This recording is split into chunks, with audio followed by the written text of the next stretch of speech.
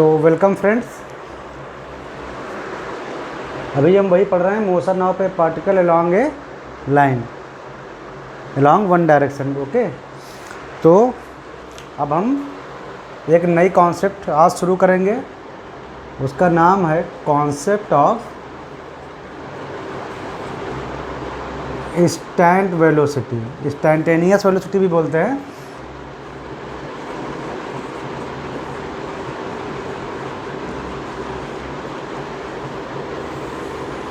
Okay, अभी तक आपने एवरेज वेलोसिटी से रिलेटेड कॉन्सेप्ट्स को क्लियर किया।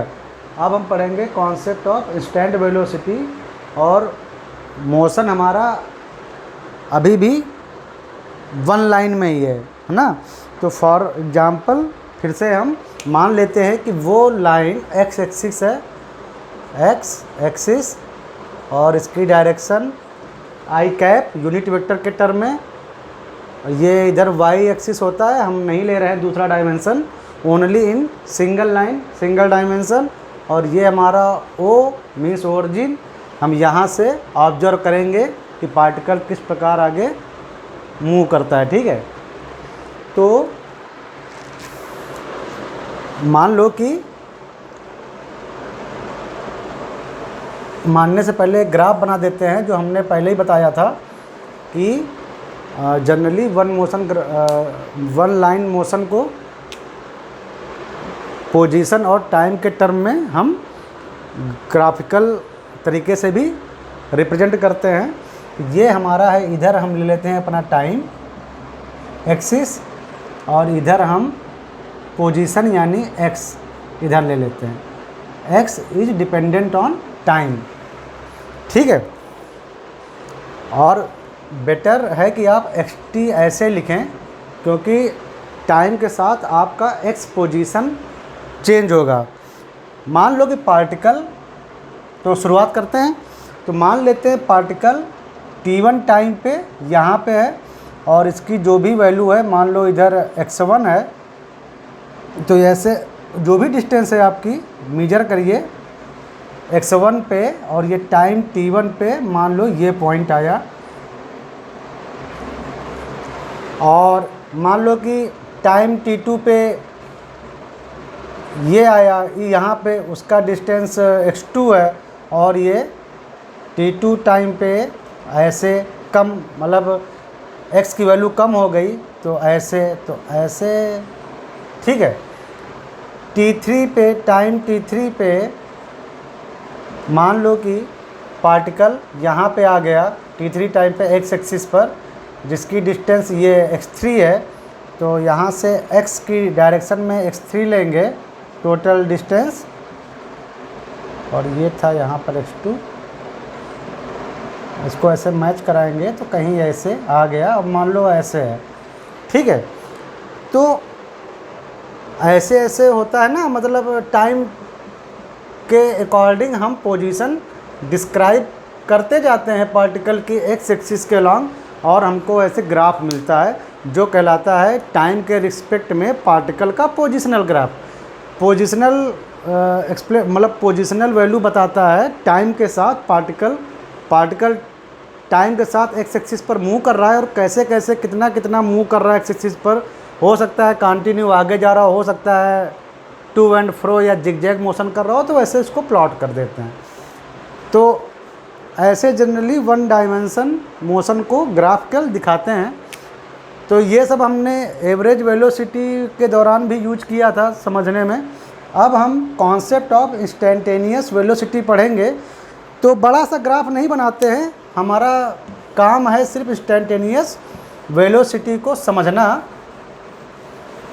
तो क्या करेंगे, ऐसे ही एक ग्राफ बना लेंगे।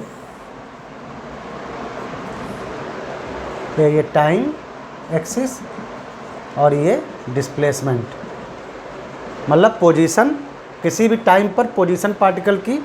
मान लो t1, पहला टाइम t1 है और दूसरा टाइम t2 है। t1 से t2 के बीच में पार्टिकल हमारा ऐसे मान लो मूव किया, ऐसे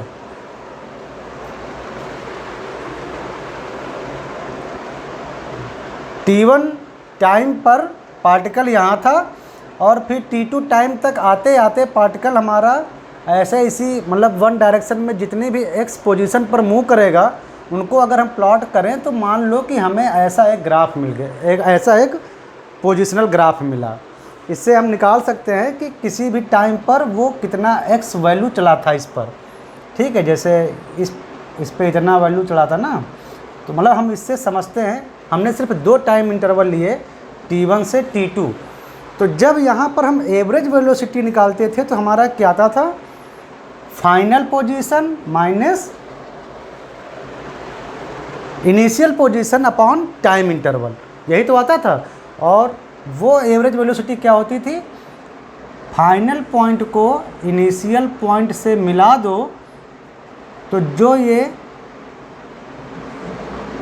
एंगल स्लोप जो बनता था वही हमारा एवरेज वेलोसिटी होता था, ठीक है। समझ में आया? ये time interval upon position interval, ये पोजीशन की x और ये पोजीशन का x, जब हम यही तो था ना, final position minus initial position upon time interval T2 minus T1, यही तो होता था ना एवरेज वेलोसिटी। अब क्या है कि अब क्या है कि हम धीरे धीरे ना ये टाइम इंटरवल को घटाते हैं। अभी हमारा टाइम इंटरवल इतना है, हम टाइम इंटरवल और डिक्रीज करते हैं। अब मान लो हमने एक दूसरा टाइम इंटरवल लिया, ये है मान लो T3 और ये है T4। अब हमने देखो पहले टाइम इंटरवल इतना था, तब हमने एवरेज वेलोसिटी निकाली। अब हम टाइम इंटरवल को और कम कर देते हैं, इतने टाइम इंटरवल से इतना टाइम इंटरवल कर देंगे, तो ये क्या होगा, इसको मिलाओ ऊपर, तो एक x की वैल्यू ये मिली, एक x की वैल्यू ये मिली, इन दोनों को मिलाओ तो अब ये एंगल का जो स्लोप है वो हमारा एवरेज वेलोसिटी बताएगा। ये देखो θ1 है, ये मान लो θ2 है। तो ऑब्वियसली हमको दिख रहा है कि जितना हमने जब टाइम इंटरवल इतने से घटाया, कम किया, मतलब पहले टाइम इंटरवल था T2 माइनस T1, ये अब हमने टाइम इंटरवल कर दिया केवल T4 माइनस T3, और ये जो टाइम इंटरवल है वो लेस देन है पहले वाले टाइम इंटरवल से। टाइम इंटरवल घटा रहे हैं तो देखो जब हमने टाइम इंटरवल घटाया तो हमने पाया कि θ1 जो है वो ज़्यादा था θ2 से। देखो टाइम इंटरवल जितना आप घटा रहे हैं ये एंगल स्लोप का उतना ही कम होता जा रहा है, ठीक है। ज़रा और टाइम इंटरवल घटाओ, अब हम केवल इतने का एवरेज वेलोसिटी निकालेंगे। इसका नाम धर दो T5, इसका नाम धर दो T6। अब हमने टाइम इंटरवल लिया T6 माइनस T5 जो कि लेस देन है T4 माइनस T3, और T4 minus T3 less than है T2 माइनस T1। अब हमने जब और टाइम इंटरवल घटाया तो ज़रा इसको देखो, यहाँ पे इसको थोड़ा ग्रीन कर देता हूँ ना, ये तो आपको ज़्यादा क्लियर होगा। अब हमने टाइम इंटरवल और घटाया T6 माइनस T5, पहले टाइम इंटरवल इतना लिया था, फिर टाइम इंटरवल इतना लिया T4 माइनस T3, अब टाइम इंटरवल लिया T6 माइनस T5 जो कि और कम है। तो अगर ये दोनों पॉइंट को मिलाओगे तो वही इसका x और इसका x वैल्यू मिलाओगे तो देखो एंगल केवल ये हॉरिजॉन्टल लाइन से खींचोगे तो एंगल इतना मिला, और एंगल इसका नाम धर दो θ3।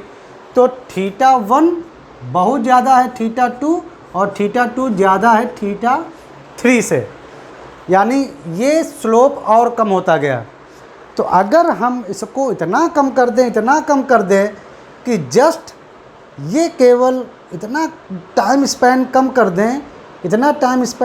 दें कि जस्ट दोनों का डिफरेंस जो जाए बिल्कुल लगभग उसी पॉइंट यानी उसी पोजीशन उसी एक्स वैल्यू पर जाए, ऐसे ऐसे बहुत मतलब ये जो टाइम इंटरवल इतना कम कर दें कि लगभग ये यहाँ पर बिल्कुल पास में दोनों एक्स मिले, तो यहाँ पर जो आप लाइन खींचेंगे वो नियरली टेंजेंट होगा उस कर्व के नियरली टेंजेंट होगा। ठीक है, तो अगर हम टाइम इंटरवल यानी डेल्टा टी यानी एवरेज वेलोसिटी हम जानते हैं क्या होता है, डिस्प्लेसमेंट डेल्टा एक्स, वही फाइनल माइनस, इसको ऐसे भी ले सकते हो ना, delta X upon delta T, position vector का डिफरेंस, या कह सकते हो डिस्प्लेसमेंट अपॉन टाइम इंटरवल। तो अगर हम डेल्टा टी को इतना कम कर दें कि ये लगभग जीरो हो जाए, ये लगभग नियरली जीरो हो जाए, मतलब एकदम जीरो नहीं लेकिन टाइम इंटरवल बहुत कम कर दें, तो उस कंडीशन में ये जो एवरेज वेलोसिटी होती है इसको सिर्फ ऐसे v लिखते हैं और इसको बोलते हैं इंस्टेंट वेलोसिटी। तो इसका मतलब है कि इंस्टेंट वेलोसिटी को आप ऐसे लिख सकते हो, instant velocity is the average velocity when हम एक लिमिट लगाते हैं कि टाइम इंटरवल जीरो हो जाए, time interval nearly zero, sorry tends to zero, not absolute zero, time difference रहे, टाइम इंटरवल रहे जो कि सेम, जीरो मतलब कि हमने कुछ किया ही नहीं, सेम टाइम, तो टाइम इंटरवल रहे लेकिन वो बहुत कम रहे, तो उस नियरली जीरो टाइम इंटरवल पर जो हमारी एवरेज वेलोसिटी होती है वो हमारी इंस्टेंट वेलोसिटी होती है। और आप इसको ऐसे भी लिख सकते हैं, limit delta T tends to zero, और एवरेज वेलोसिटी वही delta X upon delta T, और आप इसको अच्छी तरह से जानते हैं क्या है, ये है dx by dt, where x is a function, x मतलब x is nothing but is a position vector, तो x is a function of t, position time के साथ बदल रही है ना, तो ये जो पोजीशन है x एक्सिस के लॉन्ग यानी कि 1d यानी वन डायरेक्शन के लॉन्ग वो टाइम पर डिपेंड है, तो this is nothing but d by dt of xt। हमारे पास पोजीशन जो होती है वो टाइम के साथ एक फंक्शन में होती है, और तो हम उसको जब डिफरेंशिएट करते हैं तो हमें इंस्टेंटेनियस वेलोसिटी मिलती है, और ये जो इंस्टेंटेनियस वेलोसिटी होती है इसको रिप्रेजेंट करते हैं जिस पॉइंट पर है उस पर टेंजेंट के। हमने बताया ना कि ये देखो जब टाइम इंटरवल कम करते जाओगे तो नियरली जो पोजीशन डिफरेंस होगा वो नियरली एकदम पॉइंट टू पॉइंट, एकदम nearly to coincident point, nearly coincident point, not the coincident point, तो वहाँ पर जब हम लाइन लेंगे तो वो लगभग हॉरिजॉन्टल ही आती है, या कह सकते हो कि उस पॉइंट पर टेंजेंट होती है। जैसे यहाँ पर जो ये, जैसे यहाँ पर तो हमको लग रहा था जैसे हॉरिजॉन्टल, नियरली मतलब वो लगभग टेंजेंट ही है। तो अगर हमको पूछा जाए कि ये एक टाइम है T10 कुछ भी टाइम हो सकता है, इस टाइम पर अगर हमसे पूछा जाए कि इसकी इंस्टेंटेनियस वैल्यू क्या होगी वेलोसिटी की, तो वैल्यू तो इससे निकाल लेंगे, पोजीशन वेक्टर जो टाइम के साथ हो या पोजीशन फंक्शन जो टाइम के साथ है उसका डिफरेंशिएट करके। और अगर कोई हमसे पूछे डायरेक्शन, तो जब हम पोजीशन को टाइम के साथ ऐसे ग्राफ बनाएंगे तो direction is nothing but tangent to this point. ये आपका ग्राफ है पोजीशन का टाइम के रिस्पेक्ट में, और इसी ग्राफ पर जिस टाइम पर बोला जाए उस टाइम पर आप इसको यहाँ पे लाइए और इस पर एक टेंजेंट लाइन खींच दीजिए। ये वेलोसिटी है, ये इंस्टेंट वेलोसिटी है एट टाइम दिस पर। एवरेज वेलोसिटी एक टाइम स्पैन पर निकाली जाती है और इंस्टेंट वेलोसिटी किसी पर्टिकुलर टाइम पर निकाली जाती है। समझ में आया? एवरेज वेलोसिटी जो निकाली जाती है वो टाइम स्पैन पे निकाली जाती है, मतलब टू टाइम्स के डिफरेंस में, है ना। और लेकिन जो स्टैंड वेलोसिटी, स्टैंड का मतलब नाम ही वही है, किसी टाइम पर या किसी सेकंड पे या किसी मिली सेकंड पे, किसी भी टाइम पे जो वेलोसिटी होगी वो इस फंक्शन से निकाली जाती है, और उसकी डायरेक्शन जो होती है वो हमेशा जो हम जो पोजीशन ग्राफ होता है उसका उस पर टेंजेंट होती है। ठीक है, समझ में आया? ये है इंस्टेंटेनियस वेलोसिटी। और लगभग हम अपने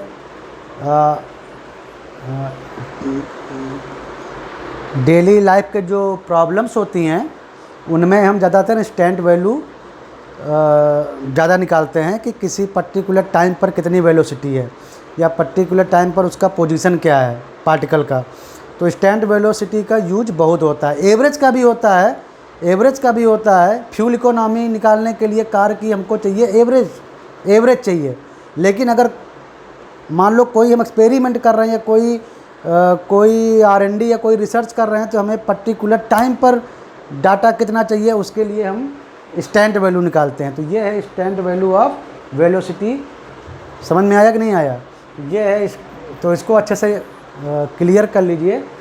concept of instant velocity, concept of instant velocity में ये है कि इंस्टेंट वेलोसिटी जो है वो एवरेज वेलोसिटी का वो फॉर्म है जिसमें टाइम इंटरवल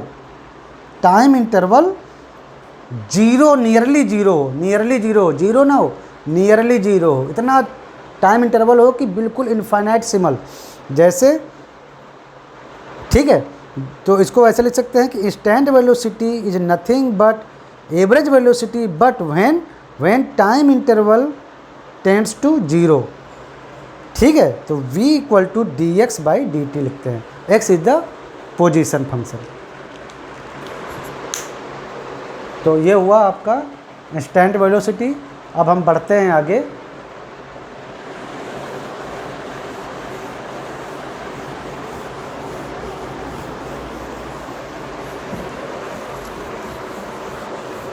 एक ऐसे ही प्रॉब्लम लेते हैं हल्की सी।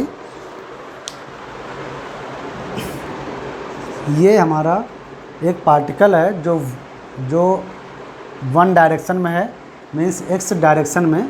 तो एक्स एक्सिस के अलॉन्ग मान लो मूव कर रहा है, और वो जब पार्टिकल मूव करता है तो उसका टाइम के साथ जो पोजीशन है वो इस फंक्शन से मान लो दी जा रही है t³ - 2t + 6 ऐसे। ठीक है, अब ये दी जा रही है, वो हमसे पूछा जा रहा है कि ठीक है इस पार्टिकल की इनिशियल वेलोसिटी बताओ। इनिशियल मतलब t = 0 पे वेलोसिटी बताओ, 3 सेकेंड बाद बताओ, ऐसे 3 सेकेंड बाद बताओ। तो ये फंक्शन दिया हुआ है पोजीशन का। तो हम क्या करेंगे कि instant velocity equal to nothing हम पढ़ चुके हैं। इसी x का डिफरेंशिएशन करेंगे t के रिस्पेक्ट में, यानी टाइम के रिस्पेक्ट में। ये आएगा यहाँ पे d/dt ऑफ t³ - 2t + 6। कितना आएगा ये? आप लोगों को डिफरेंशिएशन आता ही है। 3t² - 2 + 0 means only 3t² - 2। इतना आया वेलोसिटी एट एनी टाइम, किसी भी पर्टिकुलर टाइम पर वेलोसिटी इंस्टेंट ये आई है। हमसे पूछा गया है कि इनिशियल जब पार्टिकल जब इनिशियल पोजीशन में था तब उसकी वेलोसिटी कितनी थी। तो t = 0 रखो। जब 0 रखा t = 0 तो कितना आया? -2 ओनली। यानी कि अब ये मान लो जो पोजीशन है अगर मीटर में है और टाइम सेकंड में है तो -2 मीटर पर सेकेंड। तो इसका मतलब हुआ कि अगर हम x एक्सिस ले रहे हैं तो x एक्सिस इस ओर i की ओर, तो ये माइनस इस ओर जा रही है निगेटिव डायरेक्शन में। वेलोसिटी निगेटिव कभी नहीं होती है। वेलोसिटी की वैल्यू जो है वो 2 मीटर पर सेकेंड ही है। निगेटिव बता रहा है कि जिस ओर हमको मतलब जिस ओर हम मोशन कराना चाह रहे थे उसके अगेंस्ट में मोशन हो रहा है। तो इनिशियली पार्टिकल जो था वो 2 मीटर पर सेकेंड की स्पीड से x एक्सिस के उल्टा यानी -x एक्सिस की ओर चल रहा था। और जब हम t = 3 रखते हैं इस फंक्शन में, तो t = 3 सेकेंड पे जो हमारी वेलोसिटी आएगी 3 रखिए, तो 3 9 27 - 2 मीन्स 25 मीटर पर सेकेंड। तो हमारी जो वेलोसिटी 3 सेकंड के बाद है वो 25 मीटर पर सेकंड है। ऐसे हम निकाल लेते हैं वेलोसिटी। अगर हमको कोई फंक्शन दिया है पोजीशन का टाइम के रिस्पेक्ट में, तो हम किसी भी टाइम पर उसकी इंस्टेंट वेलोसिटी निकाल लेते हैं। ठीक है,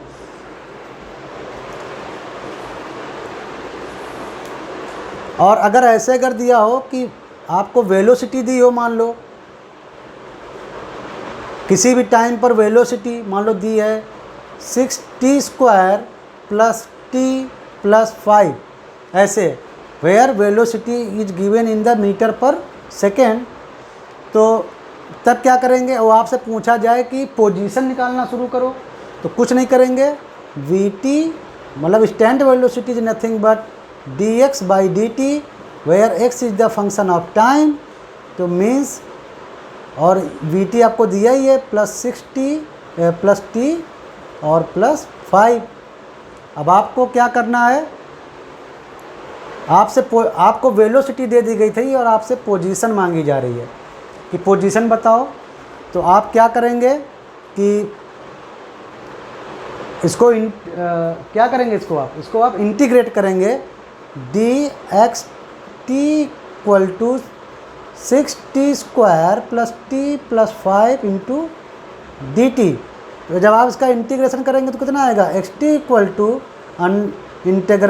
60² + t + 5 dt, और आप अच्छी तरीके से जानते हैं कितना होगा?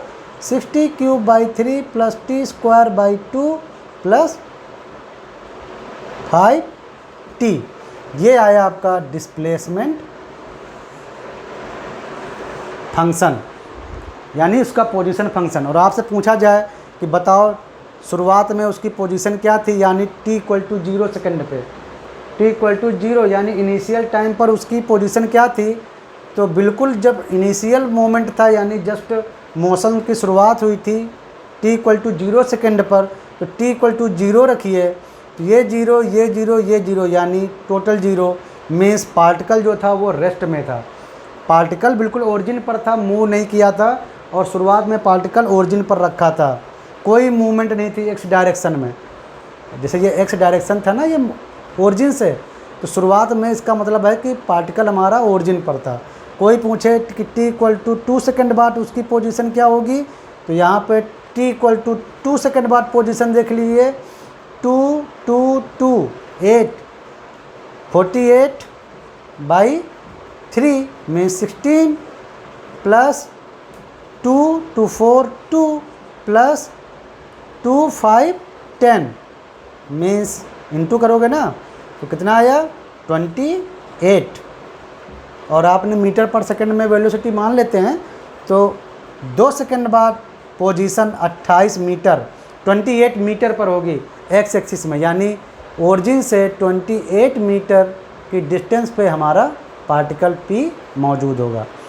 तो ऐसे हम इंस्टेंट वेलोसिटी के क्वेश्चन सॉल्व करते हैं। इसमें कई बार कई कंडीशंस भी आती हैं, जैसे अभी भी देखा जाए तो ये हमारा आगे एक कांस्टेंट आएगा k, उसको भी सॉल्व करना पड़ता है। वो आप इंटीग्रेशन पढ़े होंगे तो आपको अच्छी तरीके से पता है, कंडीशन लगाकर आप इस k की वैल्यू निकाल सकते हैं। तो आपको डिफरेंशिएशन और इंटीग्रेशन पढ़ना बहुत ज़रूरी है अच्छे से, वो भी ठीक है। ये मैंने जस्ट केवल डेमो दिया है।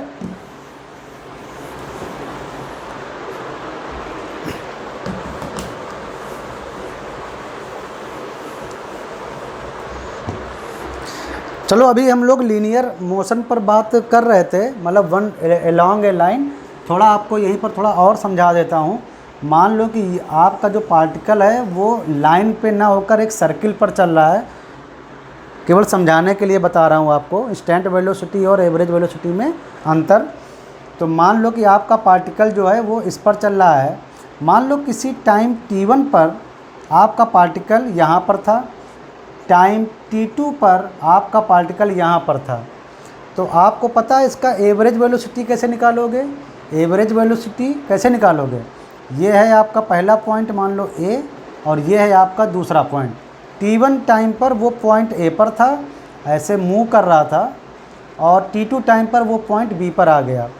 ये ओरिजिन है जहाँ से हम देख रहे हैं, मान लो यहाँ से हम देख रहे हैं, ये आपका ओरिजिन हुआ जहाँ से हम देख रहे हैं एक्स वाई टाइप का जो भी है।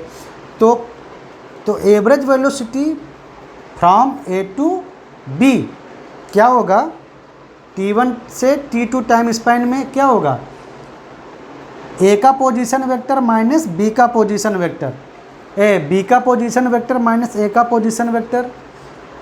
Average velocity is nothing but is the net displacement upon time interval. Average velocity क्या होता है, डिस्प्लेसमेंट अपॉन टाइम का इंटरवल। तो डिस्प्लेसमेंट क्या होता है, फाइनल पोजीशन वेक्टर यानी ये B का position vector RB minus initial position vector RA अपान डेल्टा T, और डेल्टा T क्या है, T2 minus T1, RB minus RA अपान T2 माइनस T1। तो ये है हमारा एवरेज वेलोसिटी वेक्टर, और इसकी ये होगा ऐसे, इसको रिप्रेजेंट करेंगे ऐसे। लेकिन अगर कोई हमसे पूछ ले कि बस particular time equal to T3, यानी ये मान लो किसी भी ये T3 टाइम पर, मान लो ये T3 टाइम पर आपका पार्टिकल यहीं पर है, वो आपसे पूछे अब इसका ज़रा डायरेक्शन बताओ, तो आप क्या करोगे, आप इस पर एक ऐसे टेंजेंट लाइन खींच दोगे इसी पॉइंट पर। तो ये होगी उस पार्टिकल की direction at particular time T3, means instant velocity at time T3, उसकी जो डायरेक्शन होगी वो इस पोजीशन के टेंजेंट होगी। एवरेज वेलोसिटी का देखो ऐसे डायरेक्शन आएगा यहाँ से यहाँ तक, लेकिन अगर किसी पर्टिकुलर टाइम पर हमको पूछा गया तो यहाँ पर जो टेंजेंट लाइन होगी वही उसी की डायरेक्शन में इंस्टेंट वेलोसिटी होगी। समझ में आया?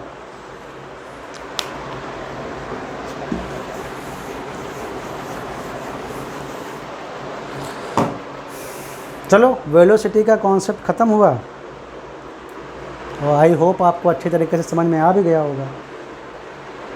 ठीक है, तो अब हम शुरू करते हैं कॉन्सेप्ट ऑफ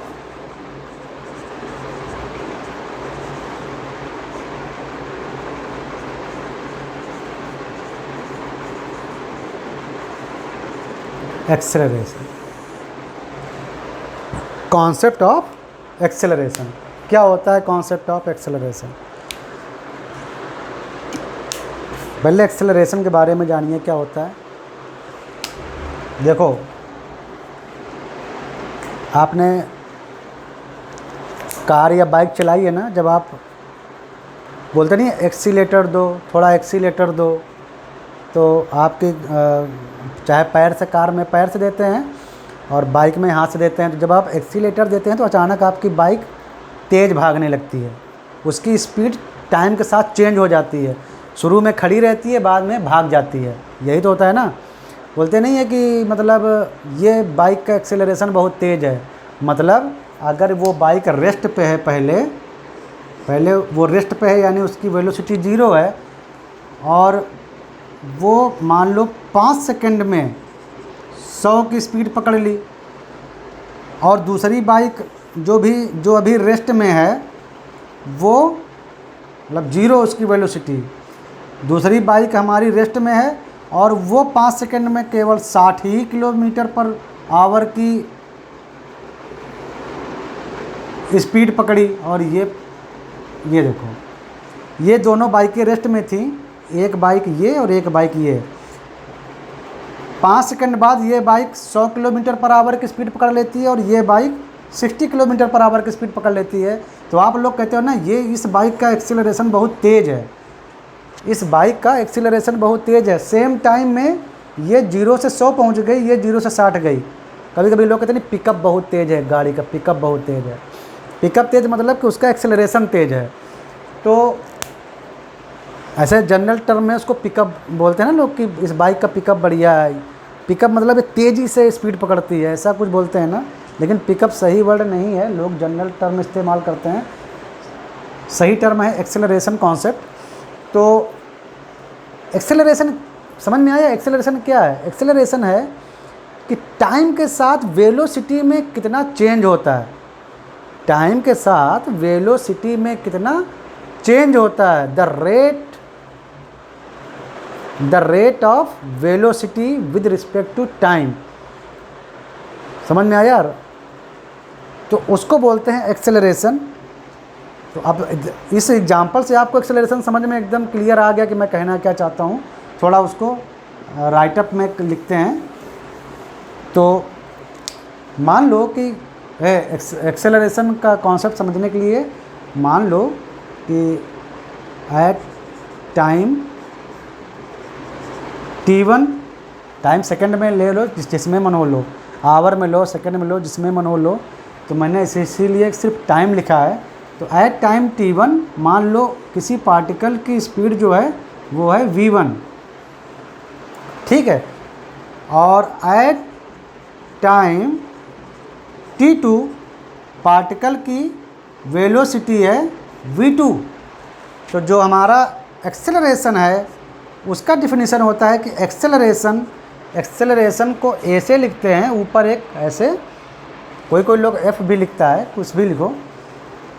ए वेक्टर यानी acceleration vector is final velocity vector minus initial velocity vector upon time interval. ये एवरेज एक्सेलरेशन है एक तरह से, ठीक है। और इंस्टेंट आप समझ ही गए होंगे। तो acceleration is nothing but v2 minus v1 final velocity minus v1 velocity, final velocity minus initial velocity upon time interval. ये होता है एक्सेलरेशन कि टाइम के साथ स्पीड में कितना चेंज आया। The rate of change of velocity is the acceleration. The rate of change of velocity is the acceleration and that rate is with respect to time. और वैसे ही अगर ये टाइम इंटरवल और कम करते जाओ तो हमको एक्सेलरेशन मिलता है, उसको बोलते हैं इंस्टेंट एक्सेलरेशन।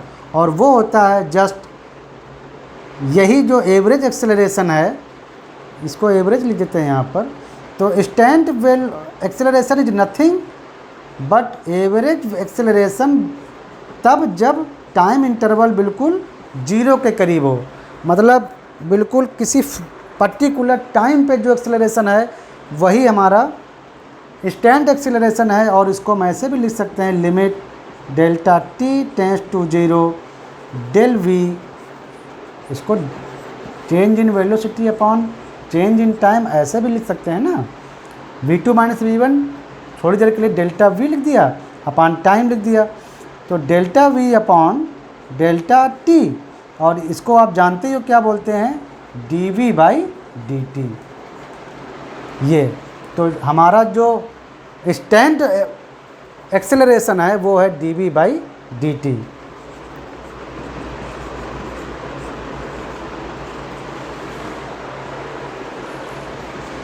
याद रखिए कि एक्सेलरेशन भी एक वेक्टर प्रॉपर्टी है। क्यों? क्योंकि एक्सेलरेशन जो है वो है delta v upon delta t, change in velocity vector upon time interval. Time is a scalar quantity, time has no direction but velocity has direction, so acceleration has also direction. तो instant जो acceleration है वो ये है, और इसको आप ऐसे भी लिख सकते हो d बाई डी टी, और वेलोसिटी अभी आप पढ़ चुके हो, उसको लिख सकते हो dx by D T position के टर्म में। तो इसको आप ऐसे भी लिख सकते हो d2x बाई dt2।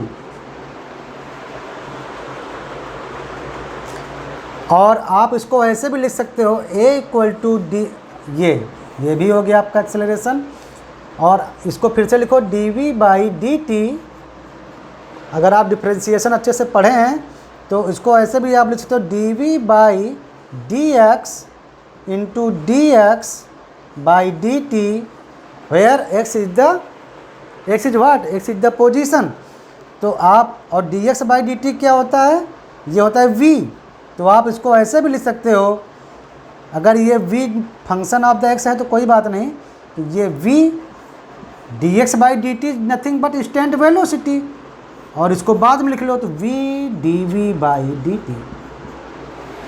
एक्सेलरेशन को आप ऐसे भी लिख सकते हो, जहाँ पर v is a function of time और यहाँ पर x is a function of time. तो आपको एक्सेलरेशन के स्टैंड एक्सेलरेशन का क्या क्या मिला, D V by D T where V is function of time equal to, इसको आप ऐसे भी लिख सकते हो, V T D V X by, अच्छा यहाँ पर मैंने एक्स नहीं लिखा, ये एक्स है, तो D V by D X, इसको ऐसे भी लिख सकते हो ये वाला, और फाइनली ये भी लिख सकते हो D two X with respect to time D T two. तो अगर यहाँ से आपको क्या क्या मिला, ध्यान से देखो, अगर आपको किसी पार्टिकल का पोजीशन दिया हुआ है विद रिस्पेक्ट टू टाइम, तो आप इंस्टेंट एक्सेलरेशन ऐसे निकाल लो यहाँ से। अगर आपको किसी पार्टिकल की वेलोसिटी दी हुई है, इंस्टेंट वेलोसिटी, तो आप एक्सेलरेशन वेलोसिटी का यूज करके ऐसे निकाल लो, velocity with in the term of the time. और अगर आपको वेलोसिटी दी हुई है, ठीक है, अगर आपको वेलोसिटी दी हुई है और वेलोसिटी आपका एक्स में दिया हुआ है पोजीशन और टाइम के रिस्पेक्ट में, तो आप इसको ऐसे भी करके निकाल सकते हैं।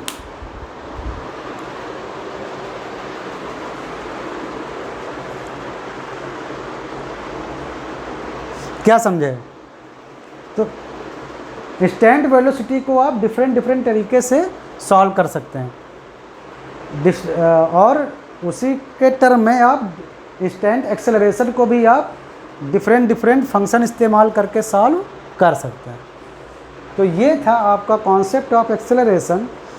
अब मैं इसको थोड़ा ऐसे बताता हूँ कि एक्सेलरेशन, ये तो मैथमेटिकल टर्म हुआ, अब ऐसे सुनिए। हम कार में बैठते हैं, हम जब कार में बैठते हैं, आप भी कार में बैठे होंगे, आप जब बैठते हैं तो पहले कार स्टार्ट करते हैं, हमारी कार रेस्ट पे होती है, फिर हम कार को बढ़ाते हैं और कार को कुछ देर तक एक्सेलरेट करते हैं। तो जब तक हम एक्सेलरेट करते हैं तो देखते हो कि कार की स्पीड बढ़ रही होती है। पहले स्पीड कार की होती है, मैं इधर समझा रहा हूँ, ये तो जस्ट मैथमेटिकल टर्म था, कैसे सॉल्व करते हैं, बट एक्सेलरेशन क्या है अब मैं आपको थोड़ा सा ढंग से समझा रहा हूँ। देखो ये हमारी कार है, वो मैं इसलिए पहले कर दिया कि अभी आपने वेलोसिटी वगैरह सब पढ़ रखा है ना, तो तुरंत आपको वो समझ में आ जाएगा। अब मेनली एक्सेलरेशन आप देखिए, ये आपकी कार है, पहले ये कार हमारी 0 पर थी स्पीड, यानी ये रेस्ट में थी, इसकी वेलोसिटी 0 थी। हम इसमें बैठ जाते हैं और हम जब गाड़ी को गियर डाल के स्टार्ट करके एक्सीलेटर पर पैर दबाकर आगे भगाते हैं, तो आप देखते हैं कि कुछ समय बाद, यानी डेल्टा टी टाइम, मान लो 10 सेकंड बाद, तो एग्जाम्पल के लिए 10 सेकंड बाद हमारी जो कार है वो 60 kph किलोमीटर पर आवर की स्पीड से वो रन करने लगती है। तो जब रन करती है तो कार की स्पीड देखो 0 से 60 तक बढ़ी इतने टाइम इंटरवल पे।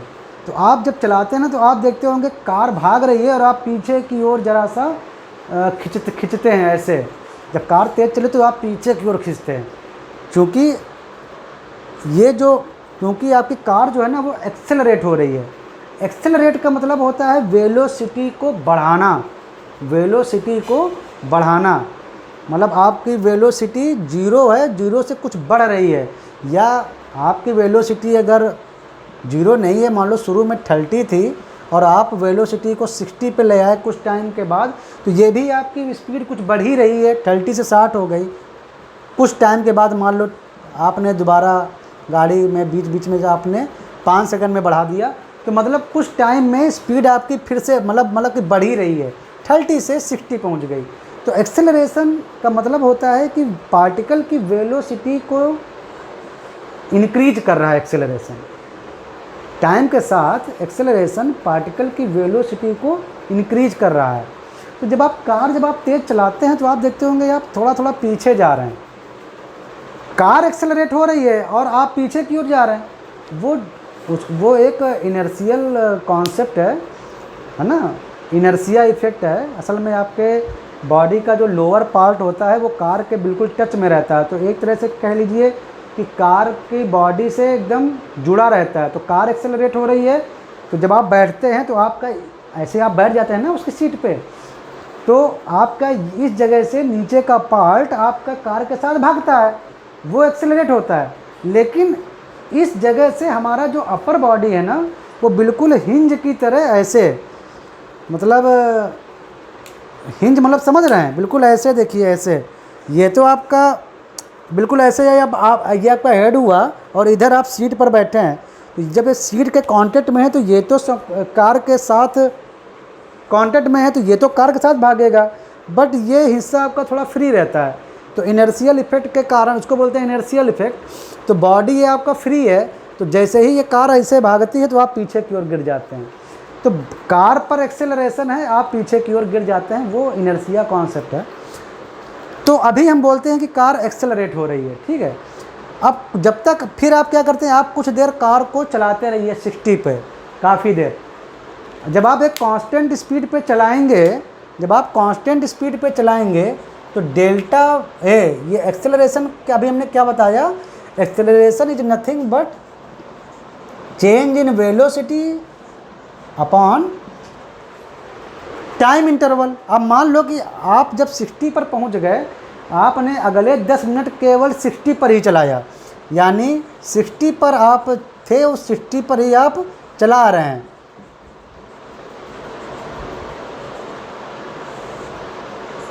और आपने मान लो 10 सेकंड चलाया, तो वेलोसिटी में कोई चेंज हुआ ही नहीं। टाइम 10 सेकंड तक आप लगातार 60 पर ही चलाते रहे, यानी वेलोसिटी को कांस्टेंट रखा, वेलोसिटी में कोई चेंज नहीं हुआ, तो आपका एक्सेलरेशन आ गया 0। तो आपको फील ही नहीं होगा, ना कोई झटका न वटका, आप आराम से 60 पर चले जा रहे हैं, आपको लगा जस्ट आप बैठे हैं।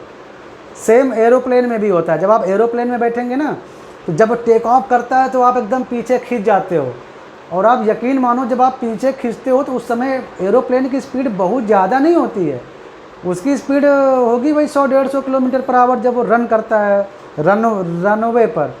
जब वो ऊपर भी जाता है तो तब भी जब तक वो स्पीड खूब पकड़ता रहता है, आप पीछे की ओर खींचते रहते हो इनर्शियल इफेक्ट के कारण। और जब वो एरोप्लेन एक बार 800-900 किलोमीटर पर आवर की वेरी हाई स्पीड पकड़ के जब वो उसी स्पीड पर चलता रहता है, तो आप देखेंगे कि उस प्लेन का एक्सेलरेशन हो गया 0, उसमें कोई चेंज नहीं आ रहा है। वो मान लो वो 900 किलोमीटर पर आवर पर कांस्टेंट स्पीड से वो चल रहा है, तो उस पर तो यानी कि प्लेन पर लगने वाला एक्सेलरेशन 0 है, तो आप पर भी इनर्शियल के कारण पीछे लगने वाला एक्सेलरेशन 0 हो जाएगा। तो आप प्लेन के अंदर आराम से बैठते हो, खाना भी खाते हो, ना आप हिलते हो ना डुलते हो, आप अपना काम भी कर लेते हो, आप पर कोई मतलब आप देखते हो ना, आप पर कोई एक्सेलरेशन पीछे की ओर नहीं लगता है। क्यों? क्योंकि प्लेन पर अब कोई प्लेन एक्सेलरेट हो ही नहीं रहा है, वो कांस्टेंट स्पीड पर चल रहा है। जब कोई पार्टिकल कांस्टेंट स्पीड से कांस्टेंट वेलोसिटी से चलता है, डोंट से स्पीड, वेलोसिटी, जब कोई पार्टिकल कांस्टेंट इस वेलोसिटी से चलता है तो वो कहते हैं कि भले वो कितनी भी तेज़ चल रहा हो, लाखों किलोमीटर की स्पीड से चल रहा हो, पर आवर की स्पीड से कोई मतलब नहीं है, अगर वो कांस्टेंट स्पीड से चल रहा है वेलोसिटी से, तो उस पार्टिकल पर हम बोलते हैं कि कोई एक्सेलरेशन काम नहीं कर रहा है। एक्सेलरेशन मतलब इस वेलोसिटी को थोड़ा बढ़ाना, तो अभी हम कार को काफ़ी देर तक 10 मिनट तक मान लो मान लो 10 मिनट तक हम उसको 60 पर चलाते ही रहे तो हमको कोई ना झटका फील होता है ना कुछ भी फील होता है। इसका मतलब है कि कार हमारी कांस्टेंट एक्सेलरेशन के साथ, कांस्टेंट वेलोसिटी के साथ चल रही है और कार एक्सेलरेट नहीं हो रही। अब हम कार पर लगाएंगे ब्रेक। शुरू में देखो जब हम रेस्ट से उसको 60 तक लाए तो हमारी कार की स्पीड बढ़ी, यानी कार एक्सेलरेट हो रही है। अब स्पीड मुंह से निकल जाता है, बल्कि स्पीड कहना नहीं चाहिए। Velocity acceleration is a vector quantity and it is the time rate change of the velocity not speed. Speed is not a vector quantity. थोड़ा बोलचाल की भाषा में बार बार कार के लिए स्पीड निकल जाता है, but always remember it is the velocity, है ना। तो कार हमारी रेस्ट में थी, अब उसको हम 60 किलोमीटर पर आवर की वेलोसिटी से जब रन करते हैं इतने टाइम में, तो कार हमारी एक्सेलरेट हुई पहले, फिर हम बहुत देर तक कार को 60 पर ही रखते हैं। इसका मतलब बीच में जब तक कांस्टेंट वेलोसिटी रहेगी, एक्सेलरेशन हमारा कार का 0 रहेगा। अब हम कार पर ब्रेक लगाएंगे। अब हम कार पे ब्रेक लगाएंगे तो धीरे धीरे कार हमारी, मान लो 20 सेकेंड में कार हमारी डाउन हो गई, मतलब कि 60 की स्पीड से घट के रेस्ट पे आ गई। वापस हमारी कार रेस्ट पे आ गई। तो क्या हुआ, अब हमारी कार एक्सेलरेट नहीं हो रही है, वो डिसलरेट हो रही है। मतलब उस पर जो वेलोसिटी, जो एक्सेलरेशन के चलते वो उसकी वेलोसिटी बढ़ रही थी, तो अब उसकी वेलोसिटी 60 से 0 पर आ रही है। मतलब ब्रेक लग रहा है तो उसकी वेलोसिटी घट रही है। जब वेलोसिटी किसी पार्टिकल की टाइम के साथ घटती है तो तब कहते हैं कि ये पार्टिकल एक्सेलरेट नहीं हो रहा है, डिसलरेट हो रहा है। मतलब उसकी वेलोसिटी घटती जा रही है।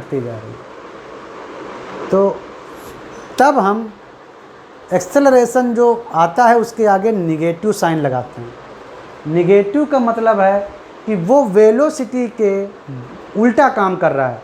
शुरू में देखिए ऐसे ये एक्सेलरेशन भी कार पर उसी डायरेक्शन में था जिस डायरेक्शन में वेलोसिटी थी। बाद में क्या हुआ, एक्सेलरेशन मतलब निगेटिव का मतलब है कि जिस ओर डिस्प्लेसमेंट हो रहा है उसके अगेंस्ट में वो एक्सेलरेशन काम कर रहा है, और उस एक्सेलरेशन को बोलते हैं डिसलरेशन। उसकी ओर निगेटिव साइन लगाते हैं। ठीक है, तो ये हुआ concept of the acceleration. Negative sign मतलब डिसलरेशन और पॉजिटिव मतलब कि एक्सेलरेशन। इन सब का जब हम लोग यूज करेंगे आगे मोशन के इक्वेशंस में, तब आपका कॉन्सेप्ट और क्लियर हो जाएगा कि ये एक्सेलरेशन और डिसलरेशन कैसे काम करता है। एक्सेलरेशन मतलब दिमाग में रखिए, जैसे ही हम एक्सेलरेशन का कॉन्सेप्ट आए, मतलब उस पार्टिकल की वेलोसिटी टाइम के साथ बढ़ रही होती है, वेलोसिटी। और जब हम बोलते हैं कि पार्टिकल डिसलरेट हो रहा है, उसका मतलब है कि पार्टिकल की वेलोसिटी टाइम के साथ डिक्रीज हो रही है, तो ये है कॉन्सेप्ट ऑफ द एक्सेलरेशन। और आई थिंक आपको ये सब चीज़ें समझ में आ गई हैं लीनियर मोशन की। अब हम मोशन की इक्वेशंस निकालेंगे, है ना। लीनियर मोशन के इक्वेशंस इन 1 डायमेंशन, लीनियर मोशन के इक्वेशंस निकालेंगे, उनको डेराइव करेंगे, जो कि आप अभी तक जानते ही हो। वही v = u + at ऐसे पढ़ा है ना। s displacement s = ut + ½ at², v² = u² + 2a, ऐसा कुछ पढ़ा है ना। तो ये जो इक्वेशंस हैं हम उनको डेराइव करेंगे, उनको थोड़ा समझेंगे। उनमें भी थोड़ा ट्विस्ट है, थोड़ा कॉन्सेप्ट है, ठीक है। उसको सॉल्व करेंगे, फिर हम लोग आगे लीनियर मोशन को छोड़कर प्लेन मोशन और 3D मोशन में आगे बढ़ेंगे। तो अभी तो हमारा motion of particle along A line यानी लीनियर मोशन ही चल रहा है। तो नेक्स्ट हम पढ़ेंगे अब equation equations of motion in one dimension, linear motion. Okay, चलो मिलते हैं नेक्स्ट क्लास में।